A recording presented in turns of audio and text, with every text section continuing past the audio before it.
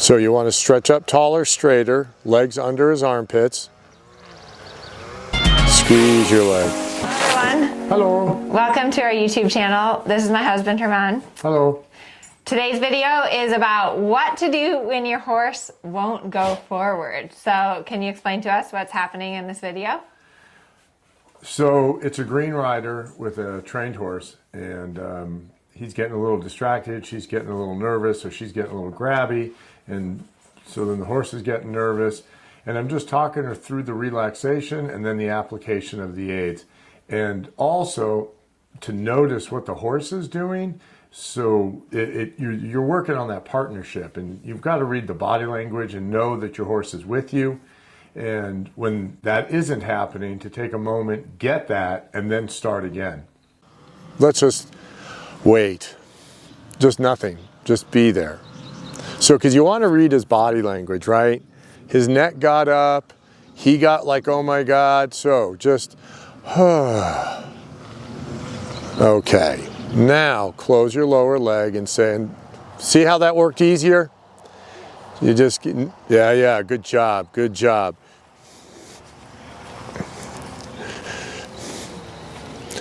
Don't you worry about all the followers that Amelia has and all the people that are watching this. Now, you see how his whole body language has changed, right? And when you feel that tension, you're good. You know, his neck got up, he got stiff, just chill for a sec. You can't, the rule is you can't push on a tense horse. So you notice he's a whole lot softer now, right? All right, so now we're going to make that trot transition. Wait till you get past the opening. And you're going to be thinking about that right rein, not grabbing him, and adding the leg, saying the word, and trotting on. Just relax and start again. Erase the chalkboard, start just, look between his ears. And so you say erase the chalkboard. Why do we need to erase the chalkboard, and what does that mean?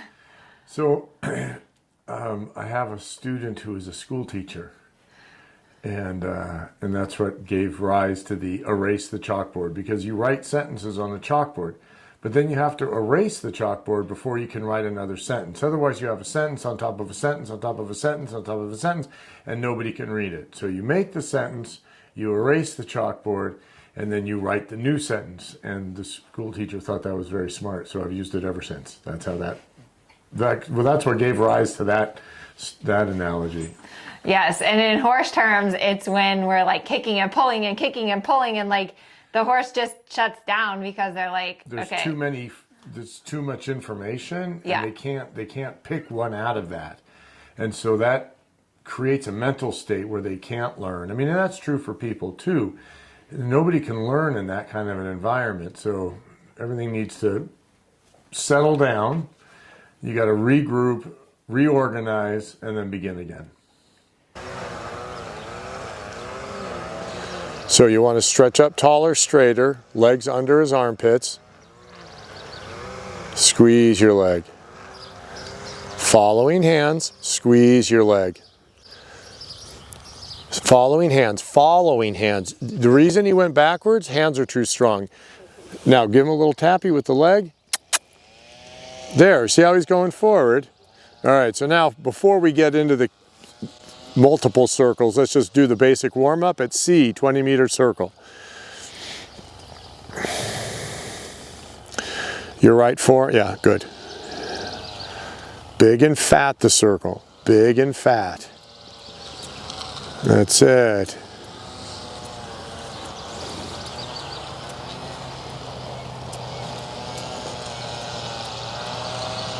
Good.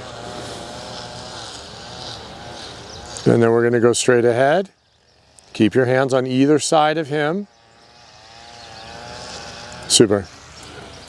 And then at B, bravo, 20-meter circle. And you already know you're going to leave the B, look at the pylon to the right of V. That's what's in front of you when you cross the center line. And then from there you go into the E. And then it should be between the big cones. that pylon, if I did it right. All right, if you go through there, are you looking at that pylon? Yeah. And then straight ahead. Forward feeling hands, forward feeling hands. You have to feel his lips in your hands, but don't pull back against it and seek the contact. 20-meter circle a day. The hind legs have to come towards the bit.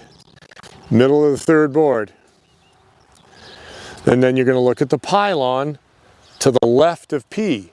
To the left of P when you cross the center line. That pylon's in front of your face. Middle of the third board.